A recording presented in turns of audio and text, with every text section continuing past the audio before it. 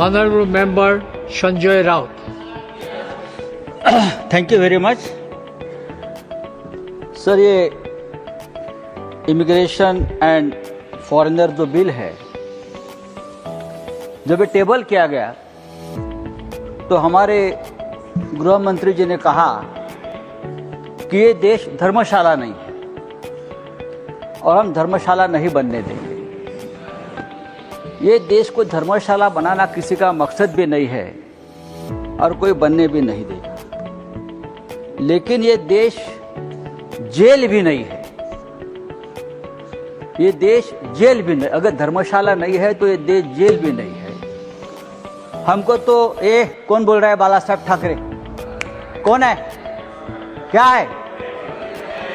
Please, please, please, उधर से please, कुछ भी कमेंट करते हैं वहां से। please.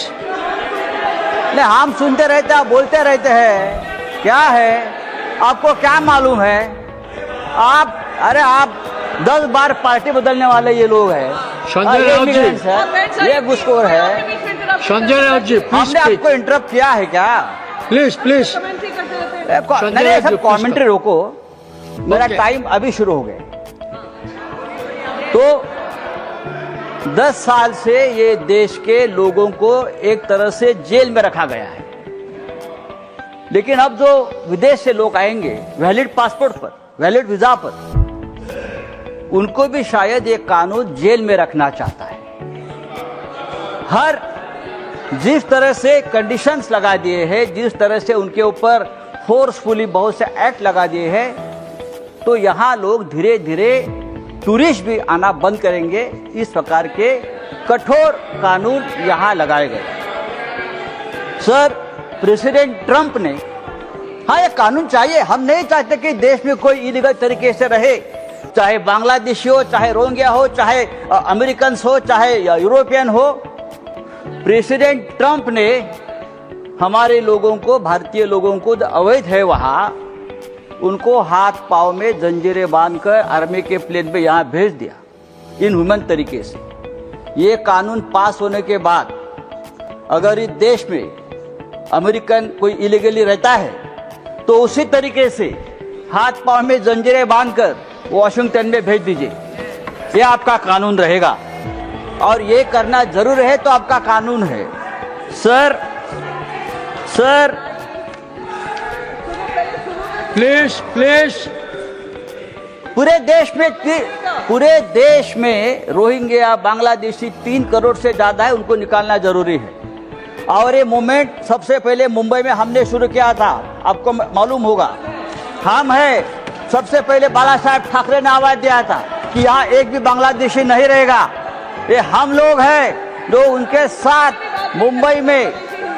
यहाँ क्या है सर, बिल में जो सेक्शन 7 है, सेक्शन 7 कहता है कि जो फॉरेनर यहाँ आएगा, सेंट्रल गवर्नमेंट डिसाइड करेगी वो कहाँ ठहरेगा, उसकी मूवमेंट कंट्रोल करेगा। वो किस होटल में ठहरेगा, कहाँ घूमेगा, कहाँ जाएगा। अगर कोई म्यूजिशियन है, कोई आर्टिस्ट है, कोई सोशल एक्टिविस्ट है, कोई डिप्लोमेट है, तो गवर्नमेंट डिसाइड करेगी। अगर कोई डिप्लोमेट है, कोई स्टूडेंट डेलीगेशन है, कोई जर्नलिस्ट है, देश में आता है और किसी प्रमुख नेता को मिलना चाहते, चाहे सोनिया गांधी जी को मिलना चाहते हैं, लीडर ऑफ अपोजिशन को मिलना चाहते हैं, राहुल गांधी जी को मिलना चाहते हैं, उद्धव ठाकरे साहब को मिलना चाहते हैं, तो गवर्नमेंट से आपको परमिशन लेनी पड़ेगी। मैं उनको मिलने जा रहा हूं, अगर वो आपको अलाउ करेगा आप मिलो।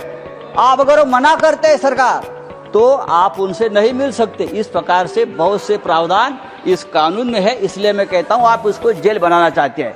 देखो, इस देश में जो टेररिस्ट आए हैं, इस देश में जो इलीगल लोग आए हैं, वो वैलिड पासपोर्ट पर नहीं आए हैं। कसाब जैसे लोग आए, वो यहाँ पासपोर्ट लेकर नहीं आए।